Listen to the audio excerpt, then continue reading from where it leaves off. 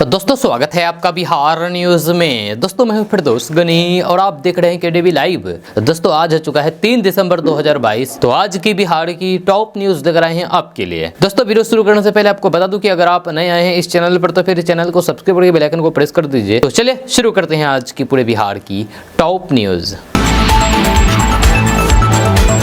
दोस्तों वीडियो शुरू करने से पहले आपके लिए एक सूचना है। सूचना यह है कि अगर आप बिहार के मुजफ्फरपुर जिले के रहने वाले हैं और ज़मीन की खरीद बिक्री करना चाहते हैं तो फिर आप विनोद प्रॉपर्टी डीलर से डील कर सकते हैं। जी हाँ, इनका कॉन्टैक्ट नंबर आपको आपके मोबाइल स्क्रीन पर दिख रहा होगा। इनसे संपर्क करके आप ज़मीन की खरीद बिक्री कर सकते हैं अगर आप मुजफ्फरपुर जिला के रहने वाले हैं। इनका नाम है विनोद।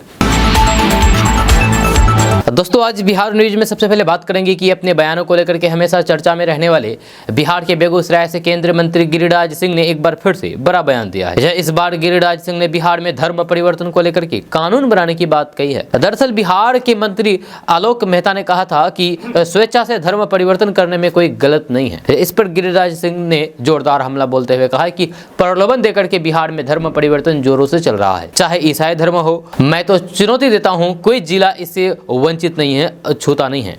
इसीलिए मंत्री होकर ऐसे शब्दों का प्रयोग नहीं करें। धर्म परिवर्तन के लिए कानून होनी चाहिए। बहुसंख्यक हिंदुओं पर प्रहार है, एक तरफ से कट्टरवादी मुसलमान का प्रहार हो रहा है। यह कहना है केंद्रीय मंत्री गिरिराज सिंह का। उन्होंने कहा है कि मुझे कट्टरपंथी से दिक्कत है जो गजवाए हिंद लाना चाहते हैं, जो लब जिहाद के समर्थक हैं, जो भारत को इस्लामिक स्टेट बनाना चाहते हैं। उनसे परहेज है, उनका विरोध है। दोस्तों इस वक्त की सबसे बड़ी खबर कटिहार से सामने आ रही है, जहां गैंगवार की घटना में 5 लोगों के मारे जाने की खबर है। जानकारी के मुताबिक कटिहार जिला के बखिया दियारा इलाके में कुख्यात मोहना ठाकुर और कुख्यात पिक्कू यादव गैंग के बीच गोलीबारी की ये घटना हुई है। दोनों गिरोह भागलपुर के पीर 35 से सटे बखरपुर, कटिहार के बराड़ी से लेकर के झारखंड के साहेबगंज के दियारा इलाके में सक्रिय है। इन दोनों के बीच गोलीबारी की घटना हुई है। इस गोलीबारी में दोनों गैंगवार के बीच 5 लोगों की मौत होने की आशंका जताई जा रही है। मामले को लेकर के कटिहार एसपी ने एक आदमी को गोली लगने की पुष्टि की है। घटना सोमापुर थाना क्षेत्र के मोहना चांदपुर बांध के निकट कटिया बहियार की बताई जा रही है। बताया जा रहा है कि पहले से ही जमीन को लेकर के 2 पक्षों में विवाद चल रहा था, जहां आज इसी को लेकर के दोनों पक्षों में सैकड़ों राउंड गोलियां चली गई, जिसमें से 5 लोग अपनी जान गंवा बैठे। दोस्तों बात करते हैं कि बिहार बोर्ड ने इंटरमीडिएट परीक्षा 2024 के लिए रजिस्ट्रेशन फॉर्म भरने की लास्ट डेट आगे बढ़ा दिया है। जहां अब ये फॉर्म अब 15 दिसंबर तक भरे जा सकते हैं। बिहार स्कूल एग्जामिनेशन बोर्ड यानी कि बीएसईबी ने साल 2024 में होने वाली 12वीं की बोर्ड परीक्षा के लिए पंजीकरण फॉर्म भरने की ये तिथि रेगुलर और प्राइवेट दोनों छात्रों के लिए बढ़ाई है। इसके अनुसार अब इस शैक्षणिक सत्र 2022-23 में 11वीं कक्षा में नामांकित स्टूडेंट के फॉर्म अब आधारित वेबसाइट पर 15 दिसंबर तक स्वीकार किए जाएंगे। इसके साथ ही स्टूडेंट को फीस का भुगतान करना होगा। यह बिहार बोर्ड ने इस संबंध में एक ट्वीट भी किया है। इसके अलावा ऑनलाइन आवेदन भरने में या शुल्क जमा करने में होने वाली कठिनाइयों से बचने के लिए बिहार बोर्ड ने हेल्पलाइन नंबर भी जारी किया है। इसके अनुसार संबंधित स्कूल हेल्पलाइन नंबर 0612230039 पर संपर्क कर सकते हैं। दोस्तों बात करते हैं कि कटिहार के किसान इन दिनों ड्रैगन फ्रूट की खेती करके मुनाफा कमा रहे हैं। जब कभी मक्के की खेती के लिए जाना जाने वाला कटिहार आज ड्रैगन फ्रूट की खेती के लिए मशहूर हो रहा है। जहाँ खेतों में लहलहाती ड्रैगन फ्रूट्स किसानों की आमदनी को भी बढ़ा रहे हैं, दूसरे किसानों को भी पारंपरिक खेती से हटा करके कुछ नया करने के लिए प्रेरित कर रहे हैं। कटिहार जिले की जिन प्रखंडों को कभी काला पानी कहा जाता था, वहां ड्रैगन फ्रूट की खेती ने ऐसा करिश्मा कर डाला है कि किसान लाखों का मुनाफा कमा रहे हैं। जब वियतनाम से चल करके अमेरिका, चीन से निकल करके अब भारत में कमलम के नाम से जाना जाने वाला ड्रैगन फ्रूट कटिहार के किसानों के लिए वरदान साबित हो रहा है। स्वास्थ्य के लिए बेहद फायदेमंद इस फल की डिमांड पश्चिम बंगाल समेत बिहार के बाजारों में भी है। एक फल की कीमत करीब 200 रुपये होती है, इसीलिए किसानों को इसके उत्पादन से अच्छा मुनाफा होता है। ड्रैगन फ्रूट की खेती का चलन बिहार के अलावा देश के कई राज्यों में है। इसकी मुख्य वजह इसके फल की भारी डिमांड है। आपको बता दूं कि बिहार में ड्रैगन फ्रूट की खेती सबसे पहले बिहार के सीमांचल से किशनगंज से शुरू हुई थी, जो आज धीरे धीरे ये बढ़ते बढ़ते सीमांचल से बाहर भी जा रहे हैं और पूरे बिहार में ये इसकी खेती की योजना बनाई जा रही है। दोस्तों बात करते हैं कि बिहार में सत्ता पक्ष और फिर विपक्ष के बीच सियासी तल्खी बढ़ती ही जा रही है। जी हाँ, बीजेपी नेता और विधान परिषद में विपक्ष के नेता सम्राट चौधरी ने जनता दल यूनाइटेड के ऊपर अब तक का सबसे बड़ा हमला बोला है। सम्राट चौधरी ने कहा है कि बिहार में गठबंधन की सरकार चल रही है और जनता दल यूनाइटेड यानी कि जेडीयू जैसी पार्टी केवल बालू और शराब के पैसे से चल रही है। दरअसल बिहार में आए दिन अवैध शराब और फिर बालू कारोबार से जुड़ी हुई खबरें निकल करके सामने आती रहती है, जबकि राज्य में लागू कानून के हिसाब से इन दोनों पर पाबंदी लगी हुई है। जी हाँ, अब इसी मामले में बिहार विधान परिषद में विपक्षी दल के नेता सम्राट चौधरी ने अपनी प्रतिक्रिया दर्ज कराई है। सम्राट चौधरी ने कहा है कि बिहार में कोई नियम कानून नहीं रह गया है। यह बिहार में जब से नीतीश कुमार गठबंधन के साथ चले गए तब से नियम कानून का भय लोगों के मन से बिल्कुल खत्म हो गया है। दोस्तों बात करते हैं कि बिहार में नियोजित शिक्षकों की योग्यता को लेकर के अक्सर सवाल उठता रहता है। यह खास करके नियोजन प्रक्रिया शुरुआती दौर में बहाल किए गए शिक्षकों के ज्ञान के स्तर पर सवाल खड़े करने वाले तमाम वीडियो सामने आते रहते हैं। अब ऐसे ही 8000 शिक्षकों की नौकरी पर खतरा मंडराने लगा है। हालांकि इनकी नौकरी खत्म करने से पहले सरकार आखिरी मौका देगी। आगामी शिक्षक दक्षता परीक्षा में 8000 शिक्षकों को आखिरी बार मौका मिलेगा। इसमें जो शिक्षक पास नहीं करेंगे उन्हें न्यायालय के आदेश पर सेवा से हटाया जाएगा। राज्य में यानी कि बिहार में 8000 शिक्षक दक्षता परीक्षा पास नहीं है। इनमें 3000 ऐसे शिक्षक हैं जो पहले आयोजित हुई दक्षता परीक्षा में शामिल हो चुके हैं लेकिन परीक्षा पास नहीं किए यानी कि फेल हो गए, जबकि 5000 शिक्षक दक्षता परीक्षा में शामिल ही नहीं हुए थे। ये नियोजन इकाई के ऐसे शिक्षक हैं जो शिक्षकों की नियुक्ति में शिक्षक पात्रता परीक्षा के प्राविधान के पहले नियोजित हुए थे। तो दोस्तों बात करते हैं कि सिर्फ शहरी इलाकों में ही सुने जाते थे, लेकिन अब सुदूर ग्रामीण इलाकों में भी मोबाइल गेम झंझट की एक बड़ी वजह बनते जा रहा है। कुछ मामला तो ऐसा है जहां ये लोगों को थाना पुलिस तक ले जाने के लिए मजबूर होना पड़ता है। ऐसा ही एक मामला बिहार के कटिहार जिला से सामने आया है, जहां गेम्स में पैसे हारने के बाद से 13 साल का लड़का घर से लापता है, जिसमें अब लड़के के परिवार वालों ने थाने में गुहार लगाई है। मामला कटिहार के मनिहारी थाना क्षेत्र के दोगच्छी केवल गाँव से जुड़ा हुआ है, जहाँ 13 वर्षीय अनुज कुमार के मां संजीता देवी और फिर पिता संदीप कुमार का आरोप है कि उनके पुत्र अनुज कुमार उस गांव के ही युवक श्रवण से mobile game free fire game में 2500 रुपए हार गया। घर में रखे रुपए नहीं मिलने से जब अनुज से पूछताछ किया गया तो फिर उन्होंने श्रवण द्वारा मोबाइल गेम में उनसे रुपए जीत लेने की बात बताया। दोस्तों बात करते हैं कि किसानों को लाभ पहुंचाने के लिए सरकार की ओर से कई योजनाएं चलाई जा रही है। इन योजनाओं में किसानों को आर्थिक लाभ पहुंचाने की कोशिश भी की जाती है। ऐसी ही एक योजना केंद्र सरकार की ओर से चलाई जा रही है। केंद्र सरकार की ओर से पीएम किसान सम्मान निधि योजना चलाई जा रही है। इस योजना के तहत किसानों को हर साल 6000 रुपए का आर्थिक योगदान दिया जाता है। हालांकि अगर किसान सम्मान निधि योजना को आधार कार्ड से लिंक नहीं कराया गया तो फिर पीएम किसान योजना के तहत मिलने वाला पैसा रुक सकता है और आप इससे वंचित भी रह सकते हैं। जी हाँ, आधार कार्ड को कई सेवाओं से जोड़ना अनिवार्य कर दिया गया था, चाहे वह मोबाइल सिम कार्ड खरीद, ration card, pan card, bank खाता, एलपीजी सब्सिडी हो, इनमें आधार कार्ड योजना अनिवार्य है। ऐसा ही एक नया एड ऑन प्रधानमंत्री किसान सम्मान निधि योजना है, इनमें भी आधार कार्ड जोड़ना जरूरी है। पीएम किसान सम्मान निधि योजना की शुरुआत 1 दिसंबर 2018 को प्रधानमंत्री नरेंद्र मोदी ने की थी। अब दोस्तों बात करते हैं कि बिहार में मुख्यमंत्री उद्यमी योजना एवं स्टार्टअप योजना में आवेदन के लिए आधिकारिक पोर्टल खुल गया है। इस पोर्टल पर 31 दिसंबर तक युवा उद्यमी आवेदन कर सकते हैं। जहां उद्योग विभाग के प्रधान सचिव संदीप पौड्रिक ने बताया है कि मुख्यमंत्री उद्यमी योजना में निर्धारित ट्रेड के तहत नए उद्यम शुरू करने के लिए 10 लाख तक की सहायता दी जाएगी। इनमें 5 लाख बतौर ऋण एवं 5 लाख अनुदान के रूप में दिए जाएंगे। स्टार्टअप योजना के तहत नए आइडिया के साथ उद्यम शुरू करने वालों को 10 लाख रुपए का सीड फंड उपलब्ध कराया जाएगा। जब पोर्टल की जानकारी उद्योग विभाग बिहार की वेबसाइट www.uddhami.bihar.gov.in पर उपलब्ध है। सीएम नीतीश कुमार इस योजना को लेकर के काफी जागरूक और उत्सुक है। जब पौड्रिक ने बताया है कि बिना चालू खाता के भी मुख्यमंत्री उद्यमी योजना के तहत आवेदन किया जा सकता है। युवा उद्यमी आवेदन में बचत खाता की जानकारी दे सकते हैं। आवेदन स्वीकृत होने के बाद चालू खाता की जरूरत होगी। दोस्तों बात करते हैं कि वरिष्ठ पत्रकार रवीश कुमार ने एनडीटीवी से इस्तीफा दिया तो फिर सोशल मीडिया पर कमेंट्स की बार आ गई। इस बीच रवीश कुमार ने ट्वीट करते हुए बताया है कि उनका नया ठिकाना कहां होगा, जिसके बाद यूजर्स उन्हें बधाई देते हुए कई तरह के रिएक्शन देने लगे। रवीश कुमार ने अपने इस्तीफे के बाद सोशल मीडिया पर लिखा है कि माननीय जनता, मेरे होने में आप सभी शामिल है, जहां आपका प्यार ही मेरी दौलत है। आप दर्शकों से एक तरफा और लंबा संवाद किया है, जहां अपने यूट्यूब चैनल पर यही मेरा नया पता है, जहां सभी को गोदी मीडिया की गुलामी से लड़ना है। आपका रविश कुमार। इसके साथ ही उन्होंने अपने यूट्यूब चैनल का लिंक डाला हुआ है। आपको बता दूं कि रविश कुमार ने अपने यूट्यूब चैनल पर एक वीडियो शेयर करते हुए उन्होंने बताया है कि उन्होंने एनडीटीवी से इस्तीफा दिया है, जिसमें उन्होंने अपनी बातें कही है।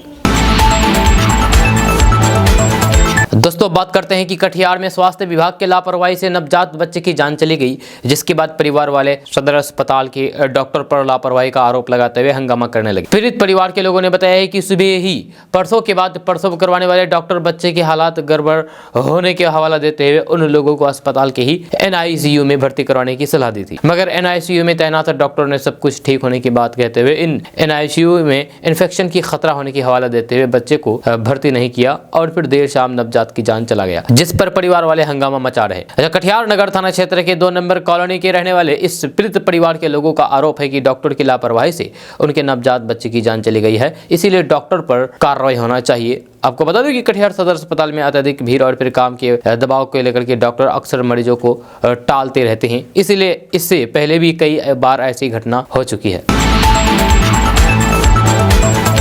दोस्तों बात करते हैं कि केंद्र सरकार की ओर से गरीबों, किसानों और फिर महिलाओं से लेकर के आम जनता तक के लिए कई तरीके की सरकारी स्कीम चलाई जा रही है, जिसके तहत आर्थिक सहायता से लेकर के फ्री राशन समेत कई सुविधाएं दी जाती हैं। यहाँ हाल ही में एक पोस्ट सामने आई है जिसमें दावा किया जा रहा है कि केंद्र सरकार युवाओं को हर महीने 3400 रुपये देगी। तो आइए आपको इसका पूरा सच बताते हैं, इस मामले का पूरा सच बताते हैं। इन दिनों एक वायरल पोस्ट में दावा किया जा रहा है कि केंद्र सरकार प्रधानमंत्री ज्ञानवीर योजना के तहत युवाओं को हर महीने 3400 रुपये दे रही है।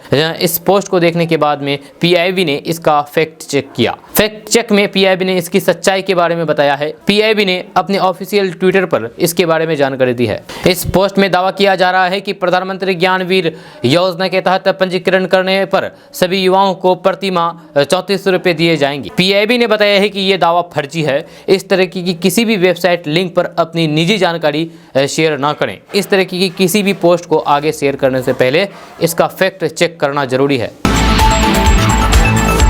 दोस्तों बात करते हैं कि बिहार के किशनगंज में बैंक के शाखा प्रबंधक पर भ्रष्टाचार का आरोप लगा है। जब बताया जा रहा है कि किशनगंज के उत्तर बिहार ग्रामीण बैंक किशनगंज शाखा के तत्कालीन शाखा प्रबंधक ने एक दलाल के साथ मिलकर के लाखों का गबन किया है। मामले का खुलासा तब हुआ जब बैंक की ऑडिट की गई। मामला सामने आने के बाद वर्तमान शाखा प्रबंधक ने टाउन थाना में लिखित आवेदन दिया है और शाखा प्रबंधन सहित अन्य के खिलाफ राशि गबन करने की प्राथमिकी दर्ज कराई है। जहां उत्तर बिहार ग्रामीण बैंक के तत्कालीन शाखा प्रबंधक वीरेंद्र कुमार दास तथा कथित बैंक दलाल और खाताधारी सोन बाबू पर पैसे के गबन को लेकर के भ्रष्टाचार का आरोप लगाया है, जिसे लेकर के थाने में प्राथमिकी भी दर्ज कराई गई है।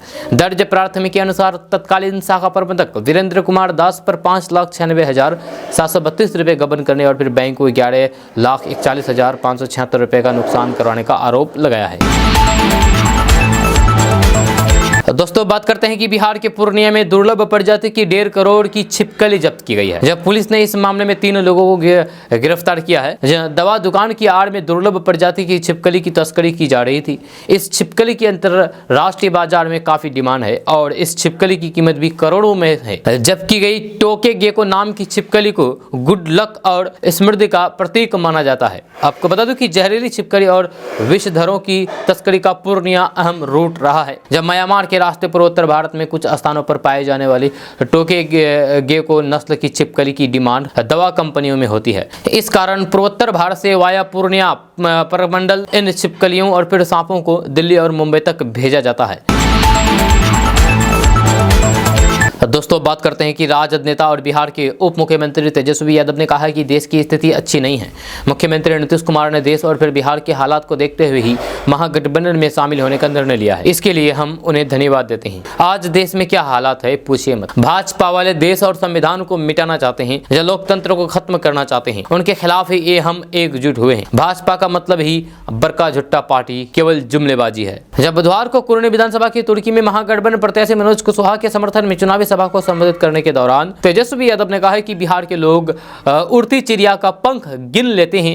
गुजरात चुनाव में एक रिपोर्ट आई है कि लगभग 97% पूंजीपतियों का चंदा भाजपा को मिला है। आप समझ जाइए, ये गरीबों की पार्टी नहीं है, अमीरों की पार्टी है। इनको जनता के सुख दुख से कोई मतलब नहीं है। ये बिहार में भी सांप्रदायिकता फैलाना चाहते थे, लेकिन लालू और नीतीश के रहते किसी माई के लाल में दम नहीं है कि यहाँ दंगा भड़का सके। तेजस्वी यादव ने महागठबंधन के प्रत्याशी के पक्ष में न मतदान की अपील करते हुए कहा कि महागठबंधन बनने से पूरे देश में ऊर्जा आ गई है। भाजपा वाले क्या कर रहे हैं? रेल बेच दिया, सेल बेच दिया, BSNL बेच दिया, यहाँ तक कि जहाज बेच दिया, या सेना में बहाली को ठेका पर कर दिया। 4 साल नौकरी करने के बाद ये जवान कहां जाएंगे कोई पता नहीं। ये लोग महाराष्ट्र वाला भी खेला बिहार में भी करना चाहते थे, लेकिन यहाँ दूसरे खेला हो गया।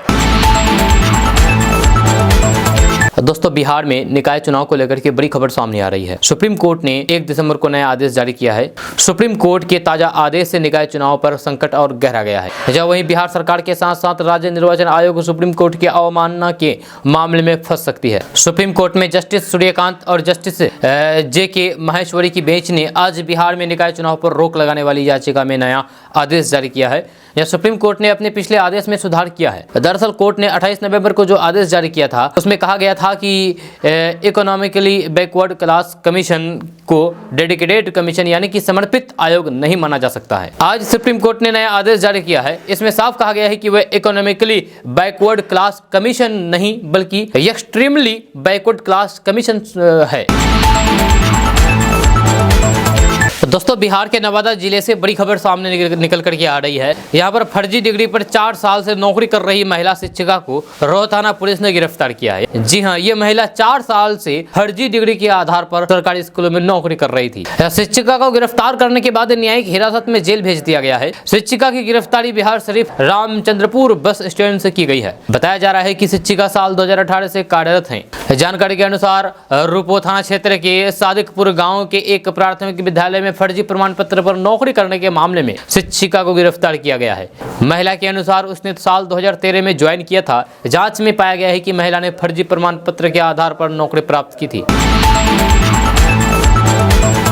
दोस्तों, बात करते हैं कि प्रशांत किशोर ने जनसुराज पद यात्रा के दौरान बिहार के CM नीतीश कुमार और पूर्व मुख्यमंत्री लालू प्रसाद यादव पर जमकर के हमला बोला है। प्रशांत किशोर ने कहा है कि बीते 32 साल में लालू और नीतीश ने मिलकर के पूरे बिहार को मजदूर बनाने का फैक्ट्री बना दिया है। प्रशांत किशोर ये बातें जनसुराज पद यात्रा के दौरान गुरुवार को पूर्वी चंपारण के आदापुर में एक जनसभा को संबोधित करते हुए कही थी। प्रशांत किशोर ने कहा है कि देश भर में बिहार सिर्फ मजदूर बनाने का काम करता है। जिस भी राज्य को मजदूरों की आवश्यकता होती है तो सबसे पहले बिहार याद आता है। वह आगे बोले हैं कि आज बिहार में ऐसा कोई घर नहीं है जहां से एक भी जवान व्यक्ति घर से बाहर मजदूरी करने या ना गया हो, और वह भी मात्र 10,000 से 15,000 रुपए के लिए। प्रशांत किशोर ने यह भी कहा है कि बिहार कभी आलू और बालू से आगे निकला ही नहीं और तीसरा नाम में लेना नहीं चाहता। बिहार के नेताओं पर हमला बोलते हुए प्रशांत किशोर ने कहा है कि यहाँ पर लोगों ने एक परिपाटी बना दी है कि जो कुर्ते पर गंजी पहन लेगा उसी को जमीनी नेता मान लेंगे। लेकिन मैं आपको ये बताना चाहता हूँ कि कैसे गरीबी दूर कर सकते हैं। किसानों पर बोलते हुए प्रशांत किशोर ने कहा है कि अगर बिहार का 1/3 किसान सब्जी उगाने लगे तो पूरे देश को सब्जी आपूर्ति कर सकता है। प्रशांत किशोर ने कहा है कि कोल्ड स्टोरेज को हम केवल आलू रखने का घर समझते हैं। कोल्ड स्टोरेज में हम सब्जी फल सब रख सकते हैं, क्योंकि हमने आलू से आगे भी कभी देखा ही नहीं है। आलू और बालू से आगे बिहार निकला ही नहीं है। तीसरा नाम मैं नहीं लेना चाहता हूँ। तो दोस्तों, बात करते हैं कि भोजपुरी एक्टर खेसारी लाल यादव इन दिनों विवादों की वजह से काफ़ी चर्चा में है। खेसारी लाल यादव ने अपने इंस्टाग्राम अकाउंट पर नया वीडियो शेयर किया है। जब वीडियो में उन्होंने लाइव आकर के बेटी को टारगेट करने की बात कही है। उन्होंने कहा है कि अगर ऐसा नहीं हुआ तो फिर वे भोजपुरी इंडस्ट्री छोड़ करके कहीं और चले जाएंगे। खेसारी लाल यादव के इस वीडियो को लेकर के भोजपुरी लोक गायिका नेहा सिंह राठौर ने करारा जवाब दिया है। नेहा सिंह राठौर ने कहा है कि आप लोगों ने जो बोया है वही तो आप लोग काट रहे हैं। भोजपुरी लोक गायिका नेहा सिंह राठौर ने कहा कि नाम मैं किसी का नहीं लूंगी, बात आप लोग भी समझते हैं। एक आते हैं और कहने लगते हैं कि मैं तो एक पिता हूँ, पिता होने का हवाला देकर के बचना चाहते हैं। और फिर राजपूत समाज, यादव समाज, सबसे पहली चीज आपने जो बोया है वही तो काटेंगे। मुझे पता है यहाँ पर भी लोग आ जाएंगे जो यादव जी टाइप होंगे, क्योंकि मैं राजपूत हूँ। तो फिर आप लोग कह सकते हैं, कहेंगे भी कि मैं भी राजपूत, भूमिहार और फिर ब्राह्मण खेल रही हूँ, कहीं मुझे कोई फर्क नहीं पड़ता है। मैं सच को सच, गलत को गलत जरूर कहूंगी। निहाल सिंह राठौर ने आगे कहा है कि एक टाइम था जब आप लड़कपन में पैसे की भूख में देश भर का गंदा गाना गाया। पूरी भोजपुरी को आप लोगों ने इंटरनेशनल लेवल पर गंदे तरीके से प्रेजेंट किया। लेकिन आज जब आपके घर में आपकी बीवी और फिर बच्चे हैं, बेटियां आपकी बड़ी हो रही है, तो फिर अब ये गाना छोड़िए। दोस्तों बात करते हैं कि बिहार में इस साल वायु प्रदूषण के बिगड़ते हालात को देखते हुए हवा की गुणवत्ता के सुधार के लिए कार्य योजना बनाई गई है। इसे लेकर के वायु प्रदूषित करने वालों पर कठोर कार्रवाई करने की भी योजना बनाई गई है। यह पटना, मुजफ्फरपुर और गया को छोड़ करके 25 जिलों में ये कार्य योजना लागू होगी। यह विस्तार से कार्य योजना अगले मई में लागू होगी। बिहार राज्य प्रदूषण नियंत्रण बोर्ड के मुताबिक बिहार के ऐसे शहरों की मॉनिटरिंग की जा रही है जहाँ 100 से अधिक AQI है। इन शहरों का डाटा संग्रह किया जा रहा है। प्रदूषण नियंत्रण बोर्ड इसकी लगातार निगरानी कर रहा है। पर्यावरण से संबंधित कानून को लागू करने के लिए 1 साल का डाटा जरूरी है। दोस्तों बात करते हैं कि बिहार में कोरोना उपचुनाव को लेकर के हलचल तेज है। यह नेताओं के प्रचार प्रसार चल रहे हैं। कल मुख्यमंत्री नीतीश कुमार कोरोना में प्रचार करने के लिए आए थे। जहां इस पर गुरुवार को बीजेपी ओबीसी मोर्चा के राष्ट्रीय महामंत्री और बीजेपी प्रवक्ता डॉक्टर निखिल आनंद मुख्यमंत्री नीतीश कुमार पर हमला बोला। उन्होंने कहा है कि सीएम नीतीश कुमार मोकामा और गोपालगंज नहीं गए, लेकिन कुर्नी आए। वे आरजेडी को जल्द उनकी हैसियत दिखाएंगे, अभी सीट हासिल करने में लगे हुए हैं। उन्होंने कहा है कि इस तरीके की राजनीति करना उनकी यूएसपी है। निखिल आनंद ने बताया है कि नीतीश कुमार राजनीतिक जिंदगी में जब भी कमजोर पड़े तो फिर आदतन दम साध करके, चुप्पी साध करके लेते हैं, लेकिन जब भी मजबूर होते हैं तो फिर अपना सातिर दिमाग धिरा करके दूसरे को ठिकाने लगाने से बाज नहीं आते हैं। यही उनकी राजनीति की यूएसपी है। नीतीश कुमार आरजेडी के मुकाबले खुद को और अपनी पार्टी को मजबूत करने की फिराक में हैं। दोस्तों बात करते हैं कि बिहार में पटना सहित 10 जिलों में ग्रामीण सड़कों को बेहतर बनाने की तैयारी हो रही है। ये सड़कें पहले से बनी हुई थी, लेकिन फिलहाल कई जगह से टूट रही है। इनको मरम्मत की जरूरत थी। इसके बारे में रिपोर्ट मिलने पर इन सभी सड़कों को ठीक करने के लिए ग्रामीण कार्य विभाग ने निर्णय लिया है। इसके तहत पटना, भोजपुर, वैशाली, शेखपुरा, लखीसराय, नालंदा, मधुबनी, मोतिहारी, सारण और सिवान में करीब 3 करोड़ रुपए की लागत से करीब 50 किलोमीटर लंबाई में सड़कें ठीक की जाएगी। यह सूत्रों से प्राप्त जानकारी के अनुसार ग्रामीण सड़कों के रखरखाव को लेकर के विशेष जागरूकता बरती जा रही है। यह सभी कनीय अभियंताओं से उनके क्षेत्र की सड़कों की रिपोर्ट मांगाई गई थी। इस रिपोर्ट पर मुख्यालय स्तर पर बैठक करके समीक्षा की गई है। इस दौरान खराब सड़कों का चयन करके उसकी मरम्मत करवाने की प्रक्रिया शुरू की गई है। यह साथ ही जिन सड़कों की मरम्मत चल रही है वहां के कनीय अभियंताओं से हर दिन प्रगति रिपोर्ट भी मांगी गई है। जिलों की सड़कों को बेहतर बनाने का मकसद ग्रामीण इलाकों में बेहतर आवागमन सुविधा विकसित करना है। इससे ग्रामीणों को कृषि सहित रोजगार और व्यापार में मदद मिलेगी। पिछले दिनों इन सड़कों को बेहतर बनाने के लिए विभागीय अधिकारियों और फिर इंजीनियरों की बैठक हुई थी। उस बैठक में सड़कों को बेहतर बनाने का निर्णय लिया गया था। दोस्तों बात करते हैं कि बिहार में शराब का मुद्दा हमेशा से एक प्रमुख सियासी सवाल रहा है। मुख्यमंत्री बनने के बाद नीतीश कुमार शराबबंदी को बड़े फैसले में गिनाते हैं। जब भले ही विपक्षी पार्टियां शराब पर नीतीश की नीति की आलोचना करें, लेकिन रिपोर्ट्स में इसके प्रभावी होने की बातें भी सामने आई है। यह प्रशासनिक सख्ती के कारण शराब न मिलने पर बिहार के कई जिलों में लोग देसी तरीके से भी लोग नशे का बंदोबस्त करते हैं। इन्हीं जुगाड़ में एक है ताड़ से निकाले जाने वाले पेय पदार्थ ताड़ी से नशा करने वाले लोग इसके पक्ष में कई तर्क भी देते हैं। मसलन कि ताजी ताड़ी में नशा नहीं होता है। शराब पर बैन के बाद एक तबका ऐसा भी है जो ताड़ी को शराब की श्रेणी में गिनने और फिर इसे बैन करने की डिमांड करता है। इस पर बिहार के पूर्व मुख्यमंत्री जीतन राम मांझी ने कहा कि ताड़ी बंद करने का कोई भी सवाल नहीं उठता है। जहां ताड़ी एक नेचुरल जूस है और इसको शराब की कैटेगरी में रखना ही नहीं चाहिए। जहां पूर्व मुख्यमंत्री जीतन राम मांझी ने कहा है कि ताड़ी में लाखों लोगों का व्यापार और रोजगार छिपा हुआ है। यह समाचार एजेंसी ANI की रिपोर्ट के मुताबिक जीतन राम मांझी बिहार में शराबबंदी पर राजधानी पटना में पत्रकारों के सवाल के जवाब दे रहे थे। इसी दौरान उन्होंने ताड़ी को लेकर के ये बातें अटपटा बयान दिया है। दोस्तों बात करते हैं कि जन स्वराज अभियान के तहत पद यात्रा पर निकले प्रशांत किशोर बिहार के नेताओं को अनपढ़ बताया है। चुनावी रणनीतिकार से सक्रिय राजनीति में आने की तैयारी कर रहे प्रशांत किशोर ने कहा कि बिहार के नेता खुद तो अनपढ़ है ही और समाजवाद के नाम पर लोगों के बीच गरीबी और अशिक्षा बांट रहे हैं। उन्होंने कहा है कि बिहार में शिक्षा व्यवस्था का बुरा हाल है, यहाँ स्कूलों में शिक्षा कम खिचड़ी ज्यादा बांटी जा रही है। प्रशांत किशोर ने कहा है कि हमारे नेता खुद तो अनपढ़ हैं, पूरे समाज को भी अनपढ़ बना रहे हैं। प्रशांत किशोर ने कहा है कि बिहार की नेता और यहाँ की जनता अभी भी 1960 के दौरे में जी रहे हैं। समाजवाद का ढोंग करने वाले लोगों ने समाजवाद के नाम पर गरीबी और अशिक्षा बांटने का काम किया है। बिहार के स्कूलों में शिक्षा कम और खिचड़ी ज्यादा बांटी जा रही है। बिहार की कानून व्यवस्था सिर्फ शराबबंदी तक सिमट कर रह गई है और शराबबंदी में भी सरकार फेल साबित हो रही है। बिहार की सरकारों ने पूरे समाज को अशिक्षित बना करके सफल समतापूर्वक राज्य बना दिया है।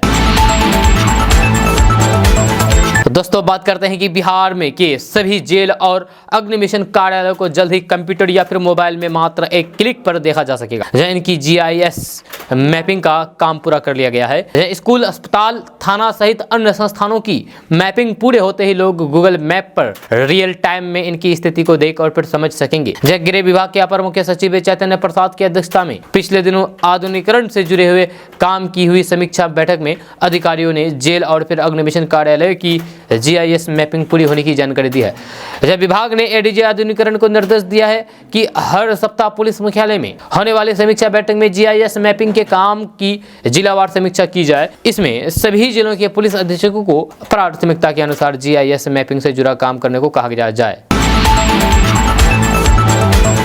दोस्तों बात करते हैं कि बिहार सरकार शिक्षक नियोजन नियमावली 2020 में बड़ा बदलाव करने जा रही है। इसके तहत शिक्षकों के नियोजन की प्रक्रिया और नियोजन इकाई को केंद्रीकृत किया जाएगा। पंचायती राज संस्थानों को इससे या तो अलग किया जाएगा या फिर उनकी भूमिका सीमित कर दी जाएगी। संशोधित नियमावली को जल्द ही कैबिनेट में पेश किए जाने की तैयारी है।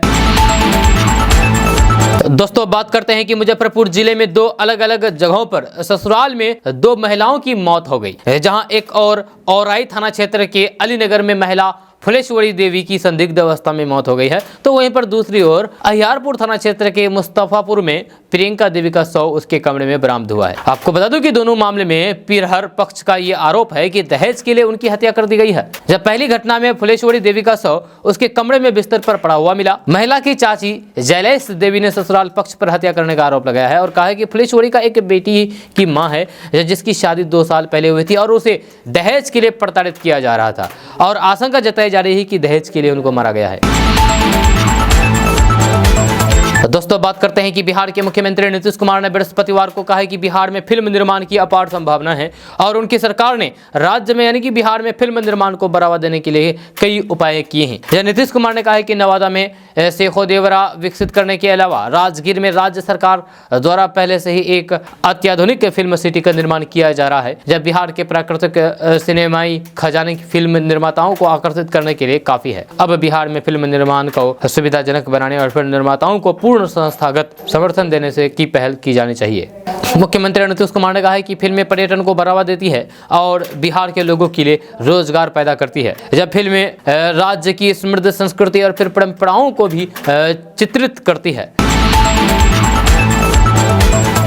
दोस्तों बात करते हैं कि बिहार के उत्पाद विभाग की टीम ब्रेथ एनालाइजर से लैस होकर के बॉर्डर पर खड़ी हो गई। जो नेशनल हाईवे पर जो भी गाड़ी बिहार में घुस रही थी उसमें बैठे हर व्यक्ति के मुंह में ब्रेथ एनालाइजर घुसाया जा रहा था। यह नतीजा ये हुआ कि एक बारात के आधे से ज्यादा बाराती समेत 67 लोग जेल पहुंच गए। जी हाँ, ये वाकया कहीं और का नहीं बल्कि बिहार और पश्चिम बंगाल की सीमा पर किशनगंज जिले में हुआ है। यह किशनगंज में उत्पाद विभाग ने मद्य निषेध चेक पोस्ट पर खास अभियान चलाया जिसमें 67 लोगों को गिरफ्तार कर लिया गया है। उत्पाद पुलिस ने एक बारात के 1 दर्जन बारातियों को भी गिरफ्तार कर लिया है। वे सब बंगाल से बिहार में आ रहे थे। जब बिहार के बॉर्डर पर ही ब्रेथ एनालाइजर लगा दिया गया और सब के सब गिरफ्तार कर लिए गए। उत्पाद विभाग की टीम ने इस अभियान में कुल 67 लोगों को पकड़ा है।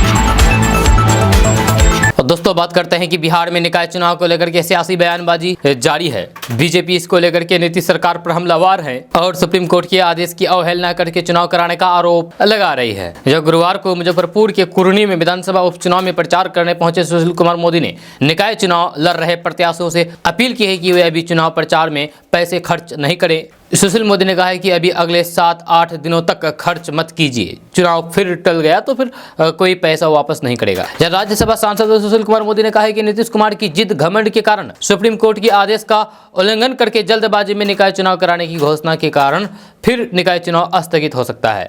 बिहार में नगर निकाय चुनाव की तारीखों का ऐलान किए जाने पर पूर्व उप मुख्यमंत्री और फिर बीजेपी नेता सुशील कुमार मोदी ने मुख्यमंत्री नीतीश कुमार पर निशाना साधते हुए कहा कि अति पिछड़ा समाज को मेयर उप मेयर बनने से वंचित करके नीतीश कुमार ने फिर उच्चतम न्यायालय के आदेश की अवहेलना की है। उन्होंने कहा कि अति पिछड़ा आयोग की रिपोर्ट को बिना सार्वजनिक किए आयोग की रिपोर्ट के आधार पर निकाय चुनाव की घोषणा करके सरकार ने सुप्रीम कोर्ट के आदेश को नजरअंदाज कर दिया है। इस स्थिति में मुख्यमंत्री की जिद की वजह से निकाय चुनाव फिर से रोका जा सकता है। दोस्तों बात करते हैं कि बिहार के गोपालगंज जिले से एक शर्मनाक मामला सामने आया है। यहां एक लड़की के साथ वीडियो वायरल करने की धमकी देकर के गलत काम किया। जब मामला कटैया थाना क्षेत्र के एक गांव का है। इस घटना को अंजाम देने वाला गांव का ही एक युवक है जिसने लड़की का वीडियो वायरल करने की धमकी देकर, प्राइवेट वीडियो वायरल करने की धमकी देकर के कई बार उसके साथ गंदा काम किया, जिसमें न्यायालय के आदेश पर घटना के 3.5 माह बाद पुलिस प्राथमिकी करके मामले की जाँच कर रही है। दोस्तों बात करते हैं कि बिहार के 145 सरकारी +2 स्कूलों में स्टैंडर्ड क्लब बनेंगे। राजकीय एवं राजकीयकृत +2 स्कूलों में स्टैंडर्ड क्लब बनाने का प्रस्ताव भारतीय मानक ब्यूरो ने शिक्षा विभाग को दिया है। इस पर शिक्षा विभाग के स्तर पर अमल शुरू कर दिया गया है। इस संदर्भ में माध्यमिक शिक्षा निदेशक मनोज कुमार की तरफ से राज्य के यानी कि बिहार के सभी जिलों की जिला शिक्षा पदाधिकारियों एवं जिला कार्यक्रम पदाधिकारियों को निर्देश दिए गए हैं। इसके मुताबिक 7 जिलों में बक्सर, अरवल, शिवहर, सुपौल, किशनगंज, शेखपुरा एवं लखीसराय शामिल है। इन 7 जिलों में 3-3 कॉलेजों और फिर बाकी 31 जिलों में 4-4 स्कूलों का चयन होगा। चयनित हर स्कूल में विज्ञान संकाय के एक शिक्षक मेटर के रूप में नामित होंगे। 9वीं से लेकर के 12वीं कक्षा के चुनिंदे छात्र इसके सदस्य होंगे, जहां मेटर एवं सदस्यों की कार्यशाला आयोजित करके उन्हें ट्रेनिंग दी जाएगी। दोस्तों बात करते हैं कि कुरनी में 5 दिसंबर को उपचुनाव होना है। बीजेपी के पूर्व मंत्री प्रेम कुमार ने कुरनी जाकर के बीजेपी उम्मीदवार के केदार गुप्ता के लिए चुनाव प्रचार किया। चुनाव प्रचार करके पटना लौट रहे पूर्व मंत्री प्रेम कुमार ने मीडिया से बात करते हुए कुरनी विधानसभा उपचुनाव में पार्टी की जीत का दावा किया है। उन्होंने बीजेपी प्रत्याशी केदार गुप्ता की जीत को सुनिश्चित बताया है। इस दौरान सीएम नीतीश कुमार पर हमला बोलते हुए उन्होंने कहा कि 2 जगह पर उपचुनाव हुआ लेकिन मुख्यमंत्री वहां नहीं गए और अब कुरनी में चुनाव प्रचार करने जा रहे हैं, लेकिन उससे कुछ फायदा होने वाला नहीं है। प्रेम कुमार ने कहा है कि कुरनी में बीजेपी की जीत तय है। वहीं नगर निकाय चुनाव को लेकर के पूछे गए सवाल पर पूर्व मंत्री प्रेम कुमार ने कहा है कि पंचायती राज व्यवस्था में अति पिछड़ों को मिलने वाला आरक्षण एनडीए की देन है। हम लोगों ने जनता से वादा किया था और फिर 2005 में सरकार बनने के साथ ही हमने 2006 में पंचायती राज व्यवस्था में आरक्षण लागू कर दिया। जब पूर्व मंत्री ने कहा है कि समाज के अंतिम पायदान पर बैठे व्यक्ति को समाज की मुख्य धारा में लाना ही भाजपा का एकमात्र लक्ष्य है। आपको बता दूं कि 5 दिसंबर को कुरनी में उपचुनाव होना है। इसी सिलसिले में प्रेम कुमार बीजेपी उम्मीदवार केदार गुप्ता के लिए चुनाव प्रचार करने के लिए गए थे, जहां पर ये बातें कही है। दोस्तों बात करते हैं कि बिहार विद्यालय परीक्षा समिति द्वारा इंटर और मैट्रिक 2022 के मेधा सूची में शामिल विद्यार्थियों को सम्मानित किया जाएगा। यह 3 दिसंबर को डॉक्टर राजेंद्र प्रसाद की जयंती है, यानी कि आज। यह समारोह में मैट्रिक के टॉप 10 और इंटर के टॉप 5 विद्यार्थी शामिल होंगे, जिसमें मैट्रिक और इंटर के कुल 76 विद्यार्थी शामिल है। यह इंटर के 3 संकाय के अलग अलग टॉप 5 को सम्मानित किया जाएगा। इसमें विज्ञान के 13, कला संकाय के 6 और वाणिज्य संकाय के 10 विद्यार्थी शामिल है। वहीं मैट्रिक में टॉप 10 में 47 विद्यार्थी शामिल है। जब समारोह में शिक्षा विभाग के मंत्री और अपर मुख्य सचिव बिहार विद्यालय परीक्षा समिति के अध्यक्ष आनंद किशोर भी मौजूद रहेंगे। इस मौके पर देश रत्न डॉक्टर राजेंद्र प्रसाद की जीवनी पर आधारित प्रदर्शनी लगाई जाएगी। इसमें इंटर के तीनों संकाय और मैट्रिक के प्रथम स्थान प्राप्त छात्रों को 1 लाख रुपए, द्वितीय स्थान प्राप्त छात्रों को 75,000 हजार रुपए और तृतीय स्थान प्राप्त छात्रों को 50,000 हजार रुपए दिए जाएंगे। यह साथ ही मेधा सूची में शामिल सभी छात्रों को एक लैपटॉप, किंडल, ई बुक रीडर, मेडल और प्रशस्ति पत्र दिया जाएगा। मैट्रिक में 4 से 10वें स्थान तक प्राप्त छात्रों को 10-10 हजार रुपए, प्रशस्ति पत्र, मेडल एवं लैपटॉप देकर के सम्मानित किया जाएगा। जब बिहार के जिलों के जिला पदाधिकारियों एवं जिला शिक्षा पदाधिकारियों को भी पुरस्कृत किया जाएगा। दोस्तों बात करते हैं कि बिहार में नई सरकार के गठन के बाद सरकारी और फिर संविदा नौकरी को लेकर के हर रोज किसी न किसी विभाग द्वारा छोटी संख्या में ही सही लेकिन बहाली जरूर निकाली जा रही है। इसी कड़ी में अब जो ताजा अपडेट निकल करके सामने आई है उसके मुताबिक बिहार में गृह विभाग द्वारा पुलिस महकमे में जल्द ही ड्राइवर के पदों पर बहाली निकालने की योजना बनाई जा रही है। मिली जानकारी के अनुसार पिछले दिनों गृह विभाग के अपर मुख्य सचिव चैतन्य प्रसाद की अध्यक्षता में आयोजित समीक्षा बैठक में ये निर्णय लिया गया है कि बिहार में जल्द ही सभी श्रेणी के वाहन चालकों यानी कि ड्राइवरों की भर्ती होगी। जब गृह विभाग ने चालक, सिपाही, वायरलेस चालक और फिर विधि विज्ञान प्रयोगशाला के चालक के पदों की पर नियुक्ति को लेकर के पुलिस मुख्यालय से प्रस्ताव मांगा है। इसके साथ ही मुख्यालय को ड्राइवरों की नियुक्ति के लिए पद सृजित और फिर रोस्टर की कार्रवाई जल्द से जल्द पूरी करने को कहा गया है। दोस्तों बात करते हैं कि देश में भले ही रोजमर्रा की जरूरत की चीजों की कीमत लगातार आसमान छू रही हो, लेकिन बिहार में सरकारी वकीलों की फीस में पिछले 14 साल से रत्ती भर भी इजाफा नहीं हुआ है। सरकारी वकीलों की फीस नहीं भराए जाने के मामले में पटना हाईकोर्ट के अंदर सुनवाई हुई। इससे जनहित याचिका पर हाईकोर्ट ने राज्य सरकार को तत्काल सरकारी वकीलों का फीस बढ़ाने के लिए एक ठोस कदम उठाने का निर्देश दिया है और साथ ही साथ 2 हफ्ते में इसकी रिपोर्ट कोर्ट के अंदर पेश करने को कहा गया है। आपको बता दूं कि बिहार में लगभग 14 साल से सरकारी वकीलों की फीस में इजाफा नहीं हुआ है। हाईकोर्ट ने इस मामले में बिहार के मुख्य सचिव को नोटिस जारी किया है। दोस्तों आज का न्यूज़ बस यहाँ तक। कैसा लगा नीचे कमेंट बॉक्स में कमेंट करके जरूर बताइएगा। अगर आप नए आए हैं इस चैनल पर तो फिर चैनल को सब्सक्राइब करके बेल आइकन को प्रेस कर दीजिए और साथ में वीडियो को लाइक कर दीजिए, अपने दोस्तों के साथ शेयर भी कीजिए। तो चलिए मिलते हैं फिर नेक्स्ट वीडियो के साथ, तब तक के लिए जय हिंद, जय बिहार।